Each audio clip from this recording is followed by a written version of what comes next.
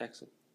Hi, I'm attorney Demetrius Evans of the TEIL firms where excellence matters, and today I'm bringing to you your TEIL couple of minutes, but I'd like to talk to you about corporate governance. Now, corporate governance could mean a government that is putting regulations on a corporation, but it could also mean that the society at large is putting governing standards on a corporation. Now, as we move into this global business world, there really are a lack of international regulations to protect workers, communities, and the environment. And this lack of regulations has spurred a very powerful movement. And this movement is aimed at corporate responsibility.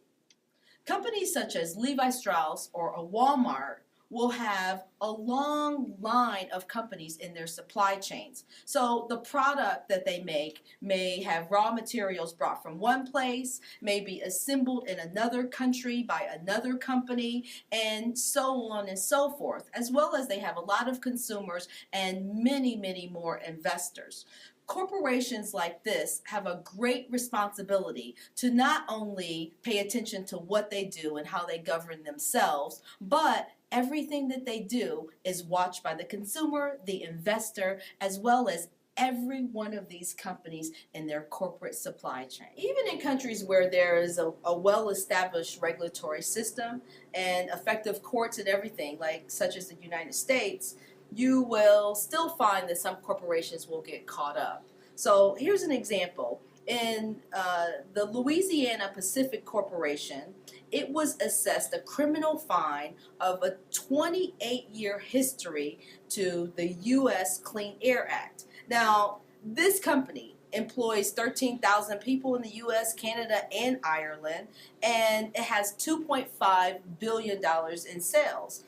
But the company had people to plead guilty to 18 felonies, and it agreed to pay $37 million in penalties. And this was a violation of the Clean Air Act. The only way that this came to light was because an employee, a former employee, he filed a lawsuit against it and alleged that he had been fired for refusing to tamper with one of the facility's pollution monitoring equipment. That's the only way that this whole situation came to light. Now, even if you had corporate governance, there's no way that the EPA or any other kind of state or federal environmental protection officials could have supervised that. It's just too minute.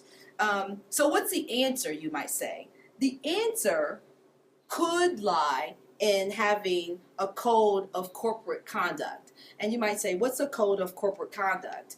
Now, these might be aspirational statements where a corporation would say, our aim is to operate in the spirit of honesty and fairness, and we will contribute to the overall economy of the world.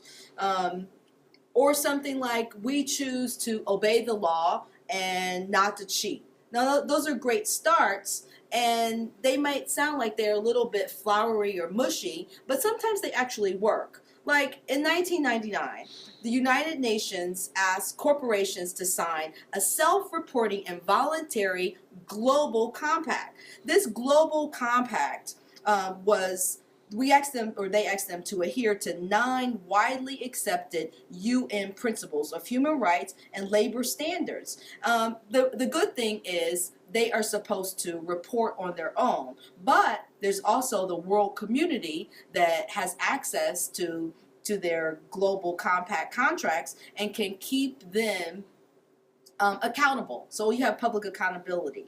Now, private companies can decide whether or not they choose to put some kind of restraints on how they will act, their behavior, and they can do it from altruism, or they can do it because their investors demand that they do. Those people who say, Demetrius, we don't trust it, this process will still not be satisfied, even if there is this conduct, this code of conduct. I say to you that that's absolutely true.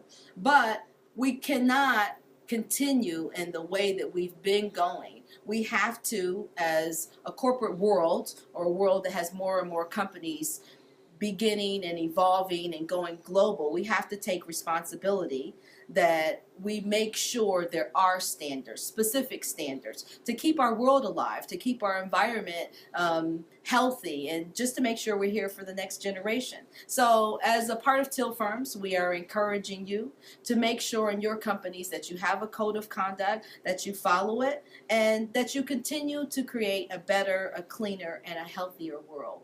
This has been Demetrius Evans, and we appreciate your time.